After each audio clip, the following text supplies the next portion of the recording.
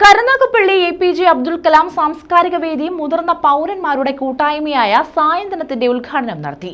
Kozhikode SNVLP സ്കൂളിൽ doctor Padmakumar ഉദ്ഘാടനം ചെയ്തു. ജീവിത സായാഹ്നത്തിൽ ഒറ്റപ്പെട്ടു പോകുന്ന മാതാപിതാക്കളെ ചേർത്തുപിടിക്കുക എന്ന ലക്ഷ്യത്തോടെയാണ് APJ അബ്ദുൽ കലാം സാംസ്കാരിക വേദി രൂപീകരിച്ചത്. വയോജനങ്ങളെ നമ്മൾ സംരക്ഷിക്കുമ്പോൾ സമൂഹത്തിന് കിട്ടുന്നത് ഒരിക്കലും വിലമതിക്കാനാകാത്ത മൂല്യമുള്ള അനുഭവ സമ്പത്താണ്. അതാണ് ഇത്തരം പ്രോജക്റ്റുകളുടെ ലക്ഷ്യം തന്നെ. കരുനാഗപ്പള്ളിയെ സംബന്ധിച്ച് വളരെ സാധ്യതയുള്ള, കാരണം ഇത്ര ക്രിയേറ്റീവായ ചെറുപ്പക്കാരുള്ള ഒരു സ്ഥലത്ത് അത് ഓർക്കണം. നമ്മൾ ഈ ചെയ്യുന്നത്, ചെറുപ്പക്കാർ ചെയ്യുന്നത്, വയോജനങ്ങൾക്ക് വേണ്ടി ചെയ്യുന്നത് ഒരു ഔദാര്യമല്ല, വെറും 5-6 വർഷം കഴിയുമ്പോൾ എനിക്ക് വേണ്ടിയിട്ടുള്ളൊരു അസറ്റാണ്.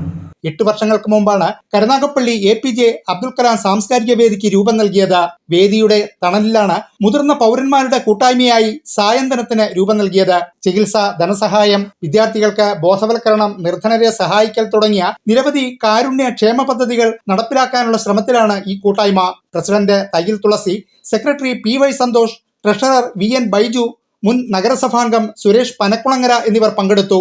News bureau, Karunagappally.